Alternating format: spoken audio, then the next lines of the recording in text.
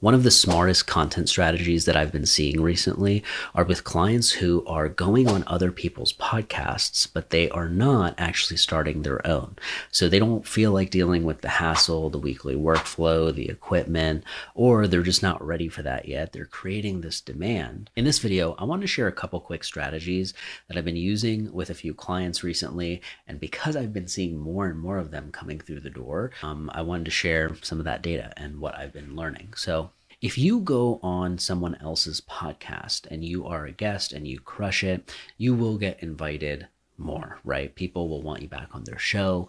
Other people will see how great of a guest you are and will be like, yep, come on mine. And this doesn't even just apply to the top big shows. This is small and medium-sized shows. And I've been seeing a lot more clients come through the door who are requesting this, which is why I wanted to make the video on it. But it's basically the strategy of using podcast marketing, going on other people's shows without actually having to start your own. And it's super smart because you don't have to deal with the hassle of getting all this equipment. You don't have to, think about the weekly workflow.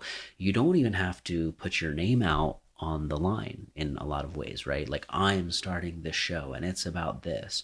You're getting to be put in a position of authority where it's like, hey, I'd love to learn from you. And you get to leave an hour later. You don't even have to think about how you're going to create the clips and, all that stuff. Typically, the podcast host or the show that you went on, they're the ones who are doing that for you. But if you want to take it a step further and you want to be a little bit more in control of, squeezing the most out of this podcast appearance. So if that's you, you've just done a podcast episode, you've been a guest, or you are thinking about using this strategy, I'm going to share a few steps on how you can ensure the most ROI out of that appearance. So the first thing is going to be making sure that you ask the guest up front, like, hey, is it cool if I get the raw footage? After this, I would love to help promote the show with a couple clips and things like that I'd love to make. Most podcasts that are small or medium will definitely appreciate this, okay? They're not going to be like, oh, no, I can't do that. Like, they're like, oh, wow, that's actually what I was going to ask you to do, but I didn't ask you, right? So you offering that up front is going to give you this permission to be like, great, I'm going to get this raw footage after.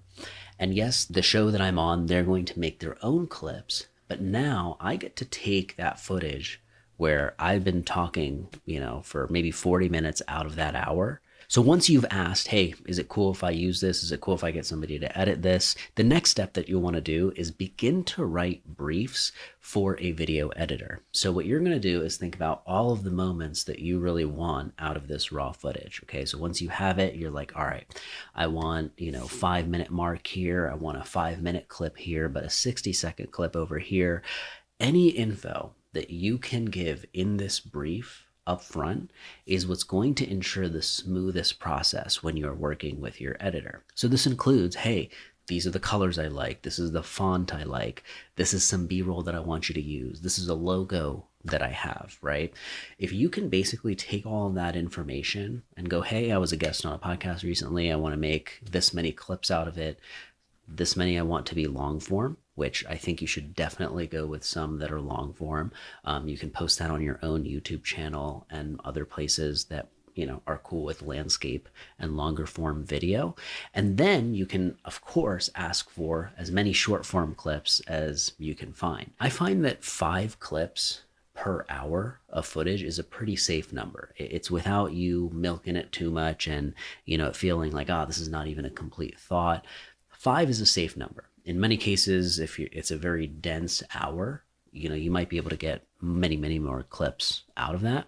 But 5 for planning purposes is good. It's like, okay, I'm on there for an hour. I'm going to go for 5 clips that are short form. What's beautiful about this process is once you run it, where you found the editor, you've handed off the brief, and you have done the actual podcast appearance, you now can repeat this process over and over with different shows. So the way that I would do it is once you get that first appearance, now you have that appearance to point to as an example. So when you actually are pitching yourself for another show, and you're like, hey, here's what I want to come on and talk about, and here's an example of an episode I was on recently.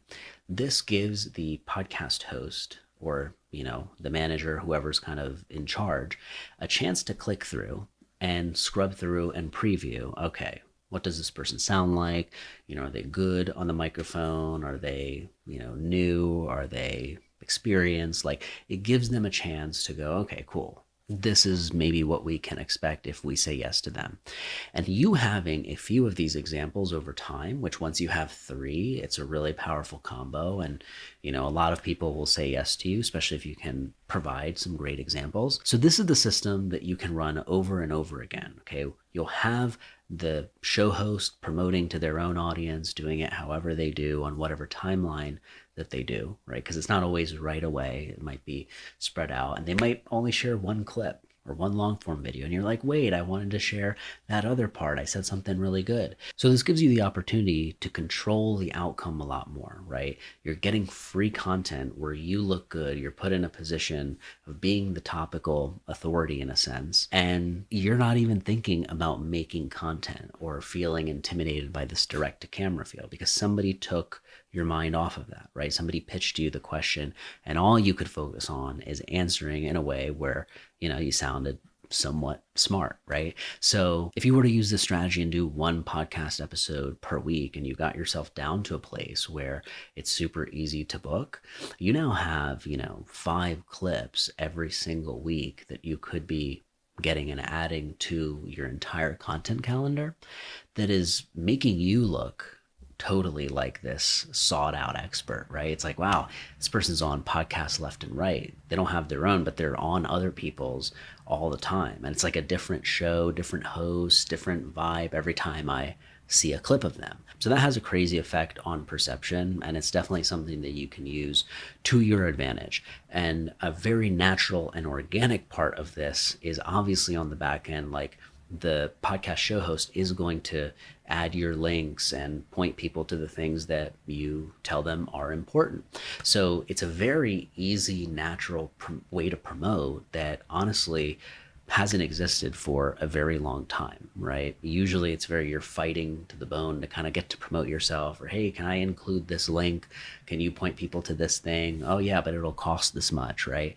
This is such a free, organic way where people are willing to help you, willing to give you that link without you having to beg for it, right? And so it's one of those things where it's a very organic way to market. That's why you're seeing so many people that use podcasting as one of their main marketing tools, even if they don't actually have their own show. They're leveraging all of the other podcasts and all of the other attention that these podcasts have already gathered. In many cases, they're getting to do it with AirPods and, their internal built-in laptop webcam.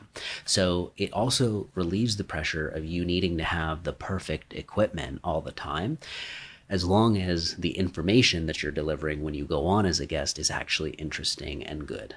The final thing that I want to leave you with, which I forgot to mention earlier, but it's finding examples of what you like and don't like.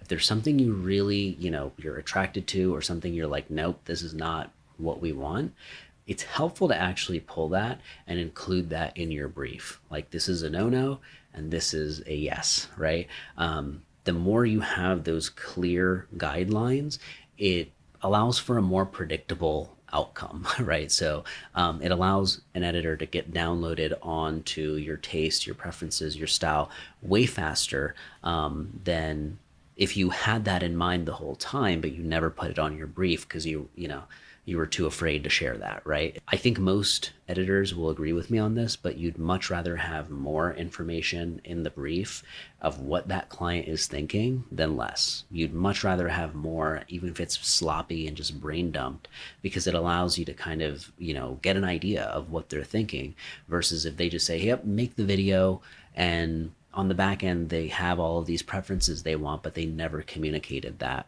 with you. So I hope this was useful in helping you see how you can make more content from your podcast guest appearances, and how you can continue to leverage podcast marketing without honestly starting your own show. If you've given this a shot or you plan to do so, please drop a comment or reach out and let me know. I'd love to hear from you. hi@mizhq.com. And make sure to check out some free tools and all that good stuff in the description below, or at mizhq.com. I appreciate your time and you hanging out, and I will see you on the next one.